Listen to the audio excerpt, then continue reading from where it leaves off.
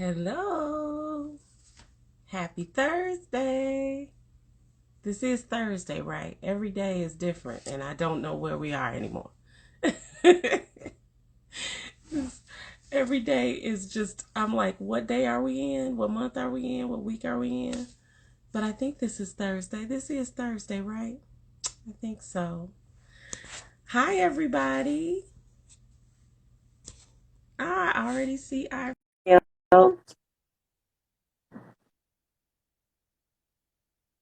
Let's see. Hey, Hello. how you doing? I'm good. I'm just like you. I was trying to record something earlier and I was like, today is Thursday, right? Like Right.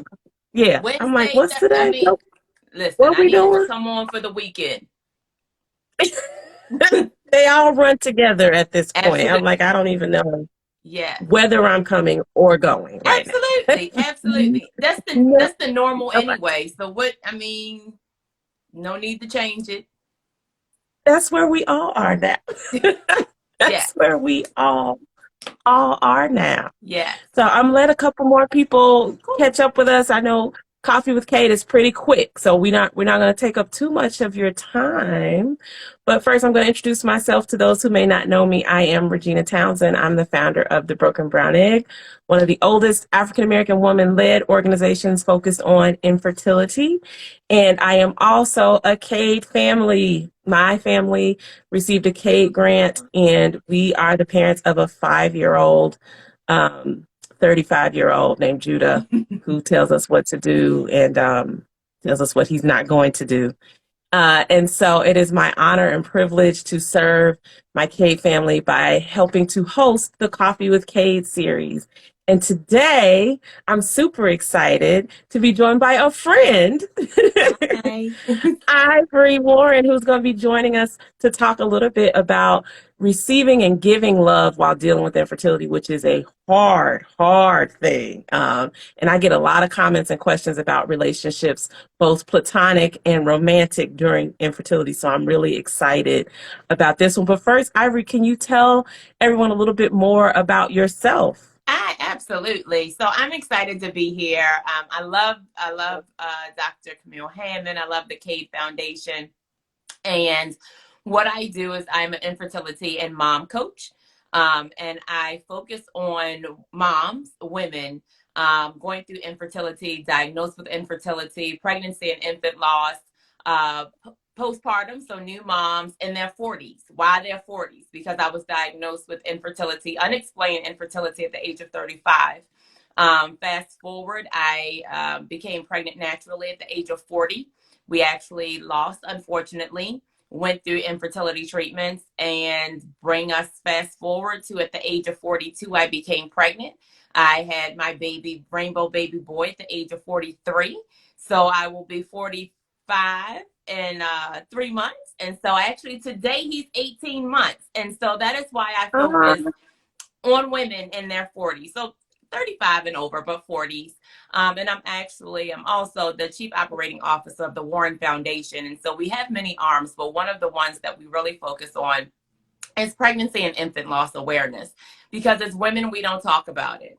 I was raised in a household that mom said, and still does to this day, what happens in your house stays in your house. But through my grieving and growing and helping women as well, I have to be vocal. I have to be transparent about this. And so this is why we do what we do. And the silent partner is my husband. So he shares his journey as well. And sometimes we forget about the men going through Yep, infertility often. treatments. My joke was, oh, he just sat in the corner and held my purse and my clothes. But reality is he had his own journey through it. So that Yeah. is who I am and why I do what I do.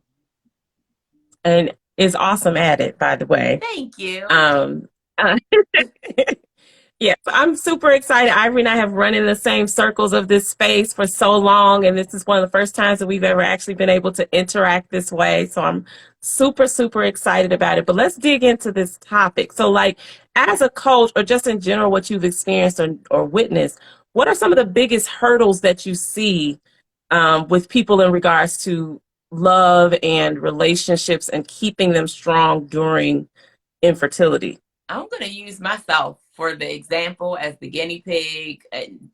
I could talk about clients all day long, but what better person to use as an example than myself? So when I went through my loss, Yeah. I was that strong friend that was there for everybody else who nobody has ever seen me break, even though I have broken in the house many of times.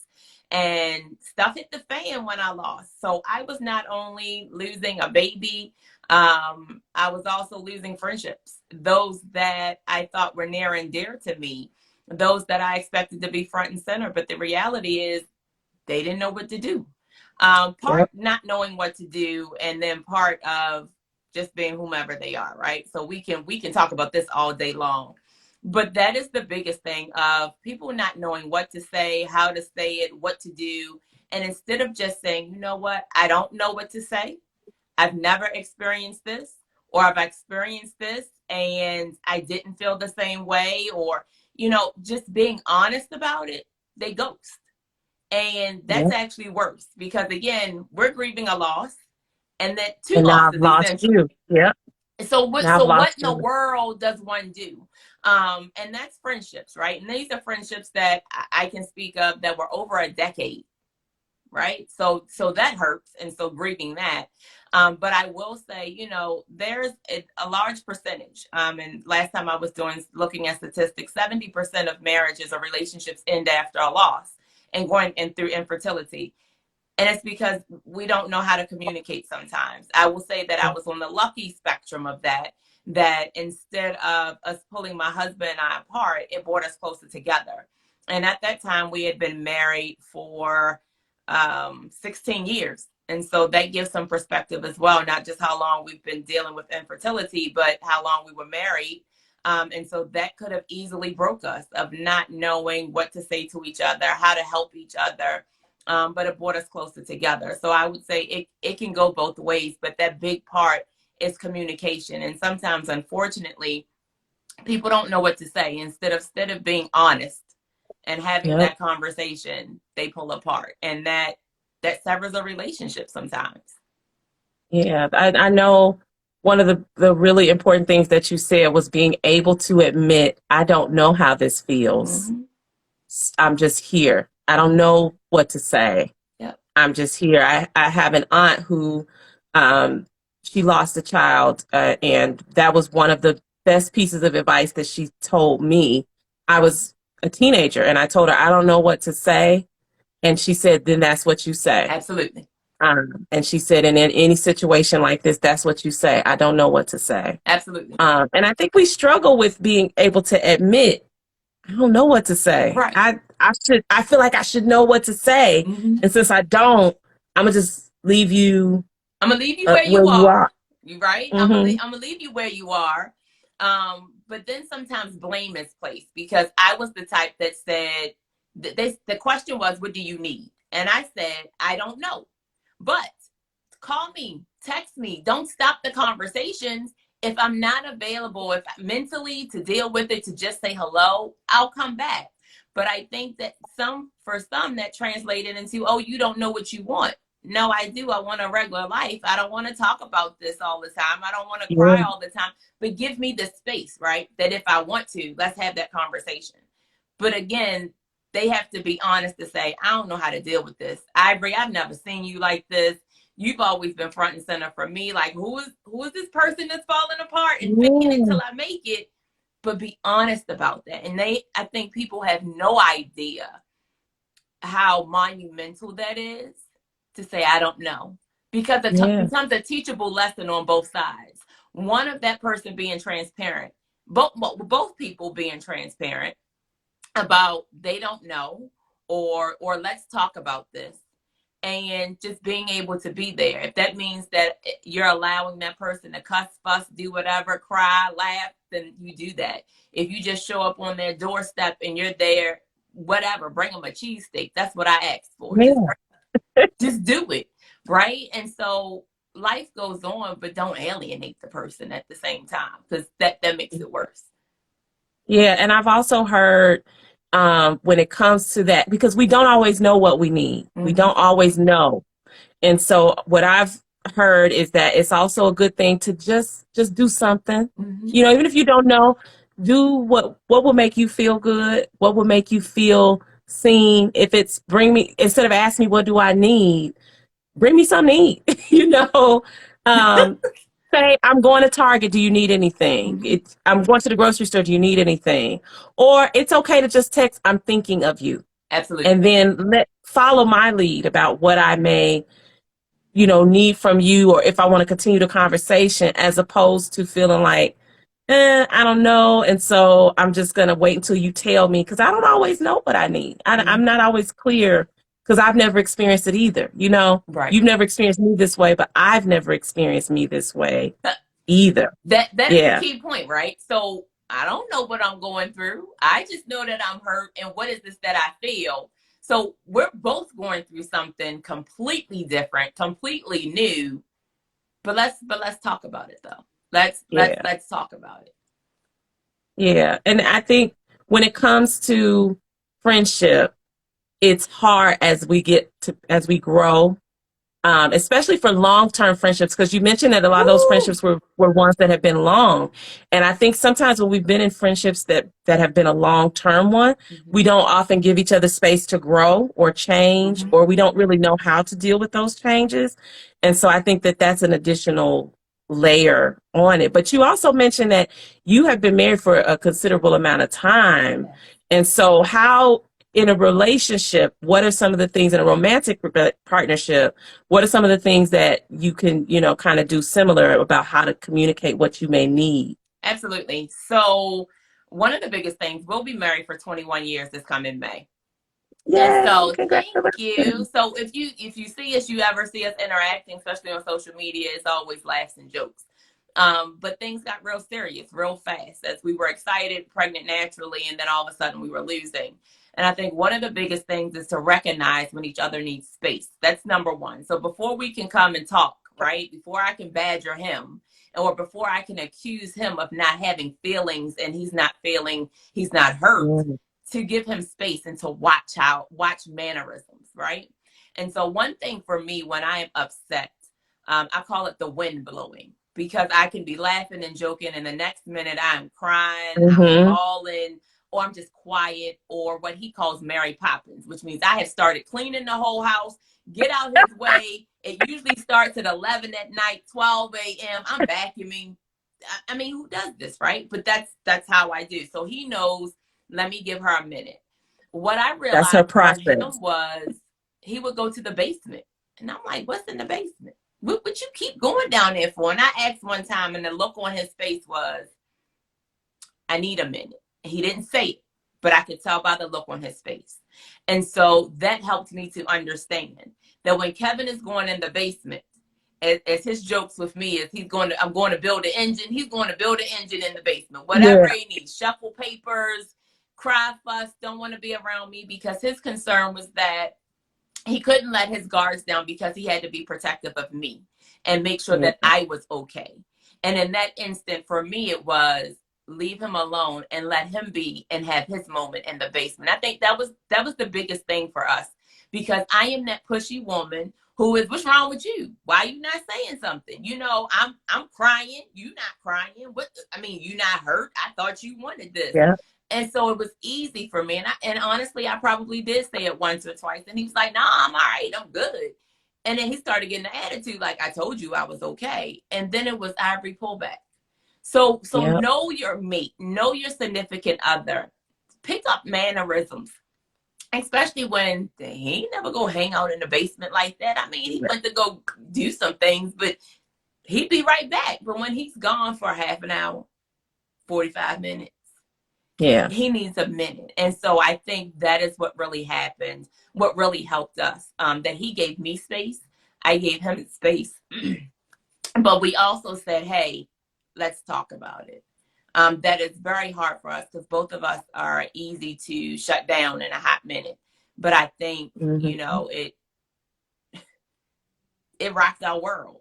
And so at that point that I am losing friends and losing a pregnancy, we decided just to turn towards each other, instead of pulling apart, Yeah. which would have been the easiest thing. So it was hard to say, you know what, I need a minute. So which is my keywords of the wind's blowing. That's it. Yeah. He knows, all right, she needs a minute. let it get through it, and that was it. Yeah, I love that building your own communication about it. Like, Yeah. I'm going to build an engine. So that Yep. we don't have to talk about the elephant in the room. Mm-mm. I just need to get away for a minute and get my minute. And then also the other thing that you mentioned was the importance of recognizing who he is, recognizing I know this is not like him.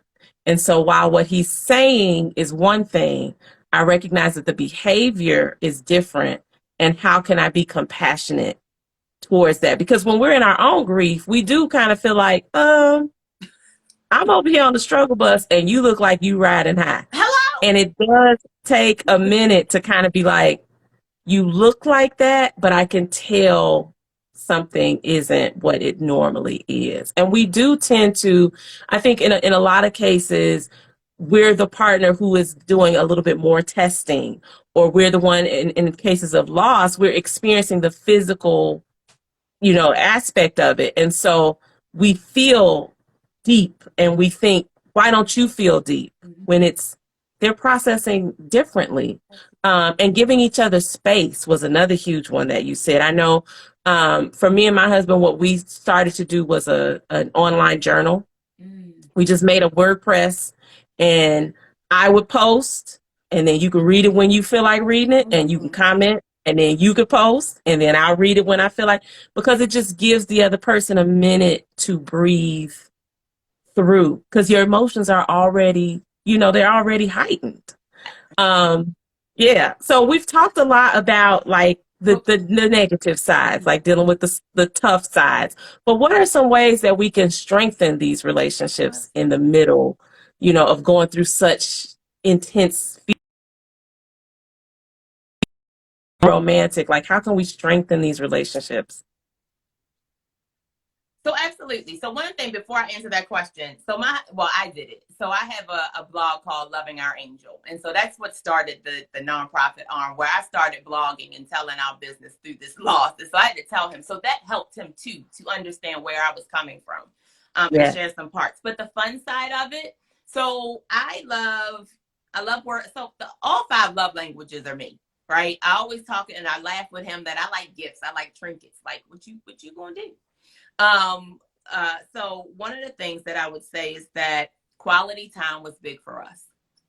Our biggest times of quality, we would have Sunday dates. They would start at 9 o'clock service. So of course, this is pre-COVID. They would start at church service. We would go to 9 o'clock service. We would then go to brunch at the Cheesecake Factory, followed by a movie. So that was our day. And again, it was just us two in the house at that time. But that was our time, not just, that was our specific time. This is our Sunday morning, afternoon date that focused on us to have a good time. Going through infertility treatments, I went through 9 back-to-back cycles. So that's the story for another day. And so we really made sure we did that because, and when I look back at pictures and get preparing for this, we would end up in a movie theater the night before our egg retrieval because we needed to make sure that we focused on us, and it was stressful enough. One of the things that with acts of service, he would prepare my medicine for me. So the only thing that he would do is the trigger shot, but I would administer everything else, but he would put the medicine together. That was his part. He wanted to be a part of it. That was, if he couldn't be home, he was upset, but he would put the medicine, prepare it, put it in the refrigerator, put a note with it. I love you. I'm not here to support you. He would put a picture of himself with it, so he's still here. So those things were really important. I mentioned that we laugh and joke all the time, and so we would do that. But even so, after our fertility center, Johns Hopkins Fertility Center, was across the street from the school that starts from 6 weeks to 12th grade, where we envisioned our baby going. We had no kid. We might not have had embryos, whatever it was, but we would drive to that school and drive around that campus and talk about that's where the kid's going. So we would dream and envision. And little boy starts there in June, so we're excited. But we would Full do things circle. like that to make sure that we stayed focused and to make sure that we focused on us and we talked about our hopes and our dreams together, but separately as well. And so we wanted to make sure we didn't lose touch with that. Um, you know, like I said, words of affirmation. Anybody who diagnosed with infertility, going through infertility treatments, gaining weight, mood swings, but he would always be Mhm. like, you know what, you're beautiful. I'm like, I look a hot mess. Have you seen me today? Like, for real? I don't know if I'm coming or going. However, those things of he was like, but I didn't marry you to have kids, so we didn't. That was number one. Yeah. He was like, I'm gonna be here regardless.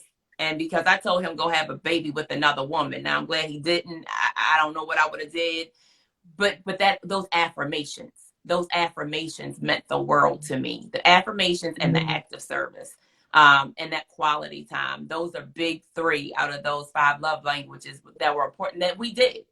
And that if COVID wasn't here, we'd still be doing some of it. Some of the stuff is modified, of course, but going through it when you're in the thick of things, remove yourself from it. Remove yourself. Yeah. You write a blog, journal, Netflix, and chill. Whatever you need to do to have some type of normalcy in the mix of chaos is really important. Hmm. Yeah. And give yourself permission Oh to yes, do that and not yes. feel like if I take time to go to the movies, what could I have been working on? If we do this, we could have been. No, Mm-mm. this is secondary to your life and relationship. It Absolutely, feels like everything, but this is secondary. The absolutely. relationship is what's the important foundation. And if you lose each other in the midst of all of this, like I try to remind myself what kind of parents will, if we succeed, what structure will we have for that little person if we Mm-hmm. lose each other in the middle of this? And it's hard. There are, like you mentioned those statistics, there are a lot of couples who I'm sure after the stress of everything were like, you know what? That was a lot. Yep. That was a lot. So it's a testament to the staying power of, strong, healthy relationships and the importance of them. I Um, think one of the biggest and it- things through that though too is that I saw a therapist. So we don't talk about that, right? yes, So Ivory needed. I have a psychology background, but Ivory needed the. I don't wear a therapist hat. I'm a coach. However, I needed help. What does that look like? So I hmm made sure that I found a therapist that not only understood because that was her area of expertise, but she actually went through it personally. So what better way to yeah, get help? And I know that they understand when they were vulnerable enough to share their story and why they do what they do. And so that also helped too, because we don't talk about that mental health piece that needs to be included in that. and And it's so that was huge. part of it too, that helped and that I continue to do because that therapy piece, whoo, that really Yes, yeah, and you're deserving of support. You don't have to figure all of this out helped. Mm-hmm. by yourself. And especially this concept when it comes to certain groups of people not talking about mental health. I make a point with the broken brown egg to emphasize the impact of infertility on Black women and Yes, men because there are so many other things we're dealing with that it just is amplified by this intense emotional situation that we're in. And so giving yourself permission to go and talk to somebody is not yes, failure. It doesn't mean that you did something wrong. You didn't cause any of this. You have the right and you deserve to be listened to and heard and have someone support you. absolutely. And that's huge for friendships also, Yes, because sometimes when you're dealing with those losses or changes in relationship, or, if you're dealing with all of this and you have a friend who is getting pregnant easily, I could imagine that you need that emotional and mental support for that as mm-hmm. well to help you Woo! feel comfortable with being like, hey girl, let's go to brunch when really you're feeling like, I really can't do you for, I don't want to be let me with give you you some right space. now. Like, I'm happy Yes, for you. Am I really happy for you, though? I'm sad for myself. yes, Like, being honest in that moment that why is everybody getting pregnant and not me? But, yeah.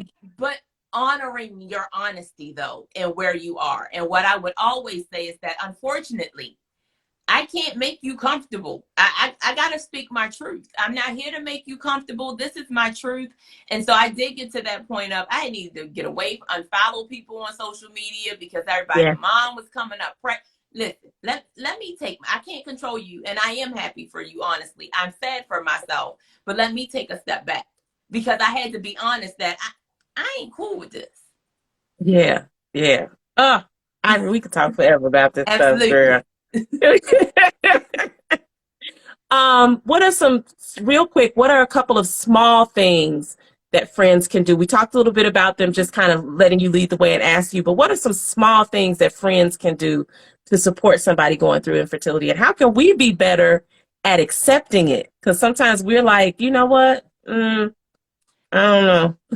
All right, so the first part of that I'm gonna tackle with us accepting it, right? So when those friends, those friends that they may have been there for years, may have been there yesterday, may have been your high school, your big sister in high school, and you all have stopped talking, and they have come back around because stuff hits the fan, and they can relate, or they just want to be there for you. When they ask you what you need, even if you tell them you don't know what you need, and I was there, but I didn't know what I needed, let them Thanks. help you. Let them help. Yes. Let them be there. I had a surgery going through my infertility treatment, and my good girlfriend, big sister from high school, said, Ivory, when's your surgery? And I was like, so whenever it was, July 30th, whenever. And I was like, she was like, oh, well, what time and where? And I'm like, what you mean? You ain't got to come. She was like, and what time and where? Let me help Yes. you. Okay, no problem. You and Kev be there. All right. And to see her face and knowing she was there, to text me and be like, I'm in the lobby, I'm in the waiting room with Kevin, and I'm gonna be here. That meant a lot for me. A good girlfriend of mine is on here as well, friends since undergrad, sorority sisters. And she was like, oh, really? I'm on my way. She lives in Jersey. And she probably didn't know I was going to say this. And because she probably didn't know you was going to ask this question. So I'm putting her on the spot. But I'm on my way. What you need? Her nickname for me is Spivvy, and she showed up at my door with Royal Farms fried chicken. That was it. That was us, and just being us, and let me be. And when I felt, Let and me so be. it was opening the door and allowing her in. So I think some of the time it starts with us to say, okay, we're gonna let you help, right? Yeah. But from the friend's perspective, when you have that strong friend, that friend who just doesn't, you know something's wrong and they're not saying anything, just send a text and say, I'm thinking about you. Yep. That's it. Send that to, hey, and keep sending the funny memes. Don't stop regular conversation. Everything is the same. Things are a little bit off, so I won't say they're normal, but keep up that regular day to day, week to week, whatever converse, communication you all, the way you all talk, keep that going. Do not stop it. Yeah. Don't stop it because we need it. And through that, Yeah. it's a life lesson and learning on both sides. But I think the biggest part is that don't stop that communication. Keep everything as normal as possible because we don't know what normal is anymore. But from this side of the coin, this side of the fence, when a friend asks you, a loved one asks you, what do you need? Even you can say you don't know because that's fine because I didn't know, but allow them to help you. Whatever help looks like. If it's showing up at the front door, Royal Farms fried chicken, let them help you. If it's to go out to the local hangout spot, as I call hanging with the locals, go and have a good time and have that drink. It's all right. If it's to continue to laugh, if it's to say, you know what, I don't feel like being bothered today, I can't do it, then say it. But you have to be honest too, because we can't expect people to be there for us and we're not honest with them with what we need and we're not accepting of it.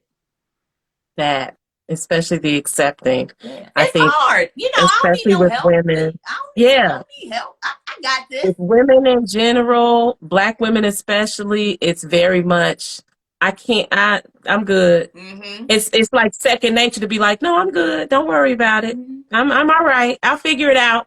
I've told people I'll figure it out Oh, is my trauma response. absolutely. I say that when I'm actually very overwhelmed, but my thought process is I can't really articulate how I'm feeling, so don't worry about it. I'll figure it out. Absolutely. I'll figure it out. Mine Don't is worry about it. my word is, oh, I'm faking it till I make it. Well, if you read between the lines, I'm thinking fast. Yes. I'm really open to help, but I'm not gonna tell you I'm open to help because for some reason that means I'm weak, but I know that I'm not. Yep. But no, I'm faking it till I make it. Social media status is I'm faking it till I make it, which means that I'm drowning, I'm treading water, I don't know what I'm doing. even with being a new mom, I'm still overwhelmed, discombobulated, and tired. That Yep. it is what it is. He's almost 2 years old. I ain't sent no thank you cards yet because it became overwhelming. But I've been honest with people. Look, I ain't forget. I am appreciative. It's gonna come. It might come on his second birthday. But this is my reality, right?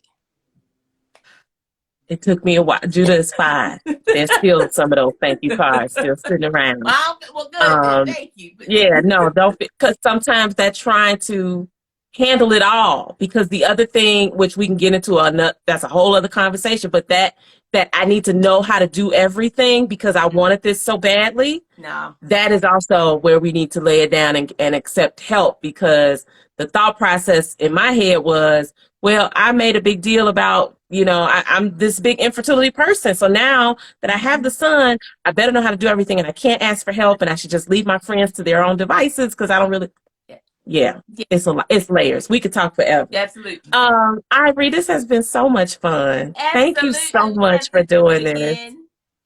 Yes. Oh my God. We're going to have to do this again because we didn't even touch the full gist of it when it really gets down to the nitty gritty of relationships. But how can people follow you if they want to reach out to you about your coaching or about what the Warren Foundation does? How can they reach out to you? Absolutely. And I'd appreciate it. So you can follow me here on social media, on Instagram and also Facebook at Ivori, and it's Ivori, Nicole, Nicole. You can also follow the Warren Foundation. So it's at Warren Foundation as well. We're on Facebook too. I would love it. So the foundation, we haven't done it in COVID, but every October for Pregnancy and Infant Loss Awareness Month, we have a luncheon, intimate luncheon, 30 to 40 guests. It's called Women of Strength. And so it's women who've experienced loss. It is women who have not, or diagnosed with infertility or supporting those. And I have my medical support team come and speak. It's no PowerPoint presentations. It's candid conversation straight from the heart. They even share their own personal stories. And so that is my reproductive endocrinologist, my therapist, my acupuncturist, and just being a space for women that want to get support, know that they're not alone, and know that they have a voice if they feel as though they're not ready to talk yet. I love that so much. Thank you again, Ivori. I'm supposed to ask you what's in your cup, but I don't see no cup. Well, did you have a cup today? I do have a cup. It's on here. So it's my cup. It's hello, my name is Mom. My new name is Mom. But in my cup is nothing to drink. It's actually some peanuts because I've been working here all day long, and I had another cup with some fruit punch in it, which should have been water. But that's what's in my cup today. We ain't gonna judge you about that. I don't judge what's in the cup. I don't judge what's in the cup. I tell people in this 4:30. Listen, in this age of COVID, I can't see through your mug. I don't know what's in there. It could be wine. It could be water. I don't know. Absolutely. I don't have a mug today. My husband made me a smoothie on his way out. So this is a morning berry smoothie with my Ovasitol in it for my PCOS so that I can maintain my hormone balance. So that's what's in my cup today. Ivori, this was so much fun. We're going to have to do it again. Absolutely. Please. And thank you to my soror, Dr. Camille Hammond, for all that she does in the community. And for having me today. And she paired me with an amazing woman. So I'm happy. Oh, thank you. Yeah, Camille is awesome. And everything that she has done for this community and through this community is to be applauded. Absolutely. Thank you so much, Camille, for trusting me with your baby, the Coffee with Cade. And thank you, Ivori. And thank you, everybody who hung out with us today. We will definitely find a way to do this again because there's so much more to talk about when it comes to love, relationships, and navigating this infertility world. Absolutely. Have an amazing rest of your Thursday. We're confirmed this is Thursday. Yes. Have an amazing rest of your Thursday, and everybody be safe. Bye.